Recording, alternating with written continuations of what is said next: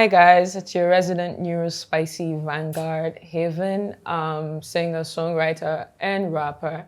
And I make hip hop, R&B, and soul music, I guess. And I'm up.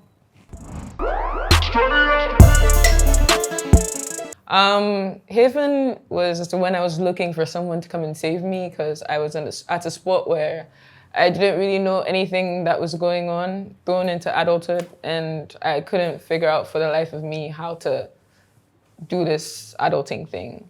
And no one was coming to save me, so I had to, figure out how to start saving myself, I guess.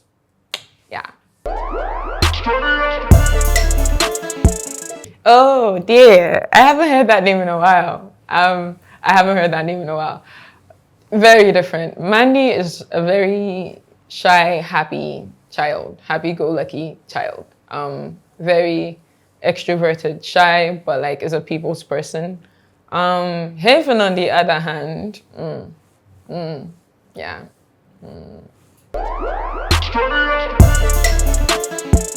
Definitely so. I mean, it's always a part of you at the end of the day, but I think Haven is who I want to be around, people in general. And Mandy is who I am naturally around, family and friends. So Mood Killer was my first official released song in 2022. And for me, that was more so my biography, my autobiography, my introduction. And it was at a very rough time where everything that could possibly go wrong had gone wrong. So I know the second part of Mood Killer I had written when I was inebriated. Don't drink, guys. But so Mood Killer is very raw and very real and very vulnerable. And I thought that was a thing that was lacking at that point in the industry that I saw myself in. But yeah, everything I wrote in that song is real. So I had gone to the camp open-minded and stuff like that, ready to meet people. This was the second camp I'd been at. The first camp I had been at was Sniper's Camp. I think it may be a bit too abridged to call it that, but let's just call it that. And that was really me discovering that there were so many creative and amazing and talented people currently in the space that I was walking into. And it had me a little bit,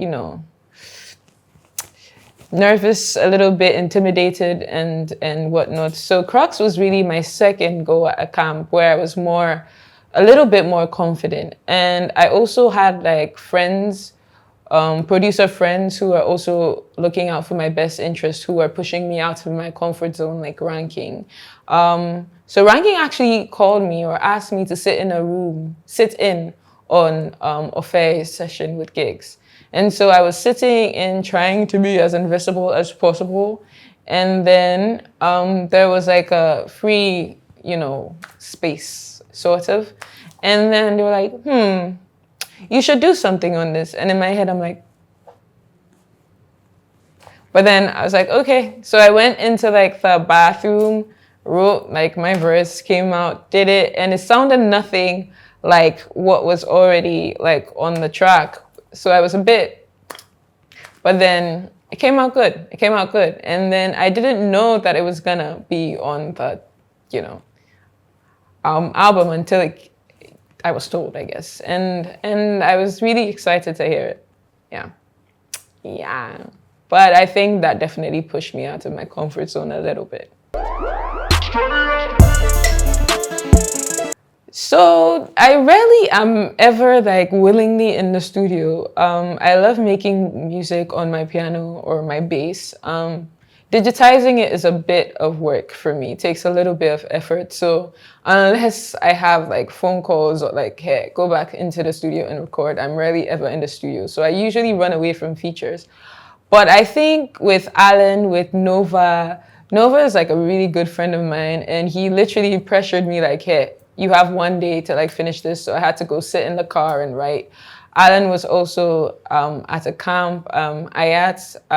So most of the time with features, I don't expect it. I just happen to be there, and then I just happen to do it in that time. left to me, I possibly would run away.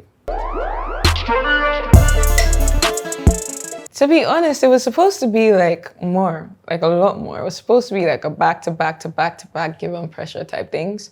But things happen, you know, with mixing, mastering, there are a lot of things that are not within your control.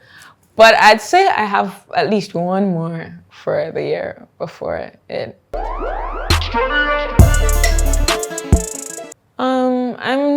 I don't like to say I'm a rapper because then people think I'm just a rapper. I like to think of music like painting. Sometimes it requires pastel, sometimes it requires gouache, sometimes, you know, sometimes it requires like watercolor, paintbrush, charcoal. So whatever you need to do to get that picture at the end of the day is what's most important. So it's not necessarily like I have the intent to rap or to sing or to like whatever I end up doing. I play instruments sometimes on the track as well. It's just whatever I need to complete that painting is what, you know, ends up coming out. I tend to rap when I'm angry or when I'm having fun, when I want to be more introspective. It's a little bit more singy, soulful, and stuff like that. So at the end of the day, I would say I'm an artist. No, I feel like not enough people were talking about it. And not in the sense that people like my fellow artists weren't talking about it. They do. I feel like a lot of artists, especially people that I respect, are very vocal about these things and these challenges and stuff. But I feel like in terms of the society, not enough people are talking about what it takes to be an artist and to be at the forefront of your work and to be vulnerable and to put yourself out there every time you work and to have people like just, you know, negate that to just another day or something, or doing you a favor by giving you a platform. I appreciate platforms, but at the same time, if you respect my work and if you respect the effort that goes into it, you know, show me that respect in terms of time, in terms of like, you know, the respect. And, you know, if you value it, just treat it like you actually value it. And I think that was at a time too that conversation was happening a lot on the TL, where artists were talking about not being paid their wages, not being appreciated. And this thing is hard. It's honestly very hard to be in an uncertain career like this, where, you know, luck and anything could possibly happen. You could be grinding for 100 for that overnight success. And sometimes it takes you days to come up with work and it's a very expensive field as well. So I just wanted to put that out there to just bluntly state it that, hey, I'm putting my work into it. I'm putting my heart into it, my time, my effort, my money. Please regard me with the respect that, you know.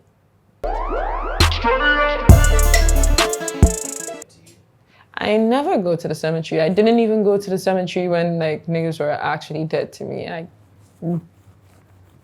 never been to the cemetery. But you do know why I'm asking that, right? Mm-hmm. It's in disrespect.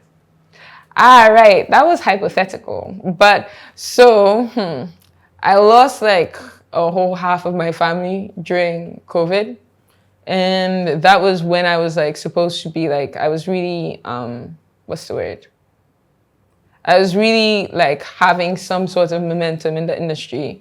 And then I lost a whole bunch of my family.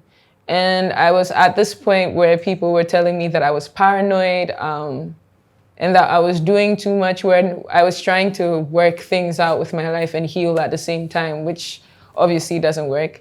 And so there's a lot of people who were unfair to me at that time that I don't really, like, I don't hold any grudges anyway, because, you know, that just makes me heavy. But it was kind of like a threat as such that I could be a very bitter person. I could hold grudges. I could, you know, but I choose not to, not for your sake, but for mine. So don't try me. I hope they think of I think I said something like a neurodivergent vanguard because neurodivergence is really important to me. I feel like it's something that isn't really acknowledged, especially in the West African context. And so that's something that I'm trying to raise awareness for through my music and other advents. So I hope that comes to mind as someone who started the conversation or was a propelling force in the conversation on neurodivergence and mental health in West Africa. And I hope that they think of someone who had every reason to not do it, but did it anyway, and had every reason to quit, but decided not to. And hard girl and confident and stuff like that. Can't believe I just did that on camera, but yeah.